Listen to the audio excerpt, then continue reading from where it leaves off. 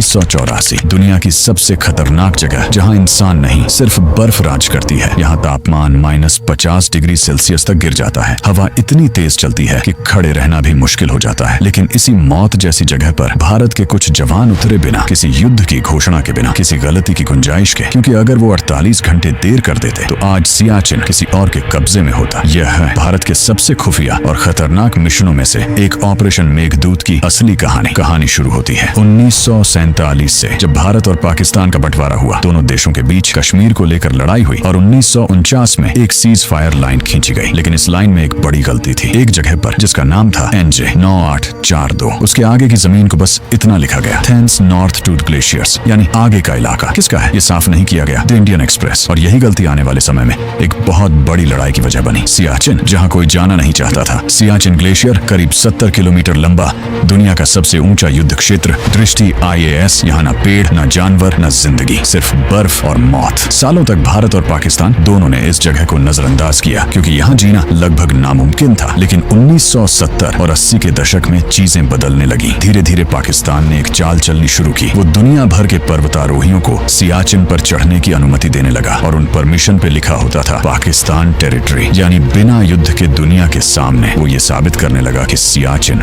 उसका है। संकल्प इंडिया फाउंडेशन। उधर भारत को जब ये बात समझ आई तो बहुत देर हो चुकी थी। फिर आया 1983, जब भारत को एक खुफिया जानकारी मिली। पाकिस्तान बड़ी मात्रा में हाई एल्टीट्यूड कपड़े और हथियार खरीद रहा है और वो सियाचिन पर कब्जा करने की तैयारी में है। भारत के सामने अब सिर्फ दो रास्ते थे, या तो इंतजार करे और सियाचिन खो दे, या पहले हमला करे। और यहीं लिया गया एक बेहद बड़ा फैसला। हम पहले पहुंचेंगे 13 अप्रैल 1984 बैसाखी का दिन। सुबह सुबह भारतीय सेना और वायुसेना ने मिलकर एक सीक्रेट मिशन शुरू किया। मिड डे नाम था ऑपरेशन मेघदूत। इस मिशन में हजारों फीट ऊंचाई पर जवानों को हेलीकॉप्टर से उतारा गया। दृष्टि IAS, ये कोई आम ऑपरेशन नहीं था। ये दुनिया का पहला ऐसा सैन्य अभियान था जो इतनी ऊंचाई पर लड़ा जा रहा था। मैनोरामा ईयरबुक। कल्पना करो, एक हेलीकॉप्टर चारों तरफ, बर्फ नीचे, कोई जमीन नहीं, बस ग्लेशियर, और उस पर उतरते हुए भारतीय जवान, ऑक्सीजन कम, हवा तेज, और हर कदम पर मौत। और लेकिन उनका लक्ष्य साफ था। साल्तोरो रिज के 3 दर्रे, कब्जा नासिया, ला पिलाफोंड, ला क्योंगला। और सिर्फ 48 घंटों के अंदर भारत ने ये तीनों अहम जगहें अपने कब्जे में ले ली। विकिपीडिया। पाकिस्तान भी इसी मिशन की तैयारी कर रहा था। उसका प्लान था ऑपरेशन अबाबील, लेकिन भारत ने 4 दिन पहले ही हमला कर दिया। जब तक पाकिस्तान की सेना पहुंची तब तक ऊंचाइयों पर भारत का कब्जा हो चुका था। विकिपीडिया। और यही इस पूरे ऑपरेशन का सबसे बड़ा टर्निंग पॉइंट बना। अब सियाचिन दुनिया का सबसे ऊंचा युद्ध क्षेत्र बन चुका था, जहां सैनिक दुश्मन से कम, प्रकृति से ज्यादा लड़ते हैं। यहाँ ठंड से मौत, ऑक्सीजन की कमी,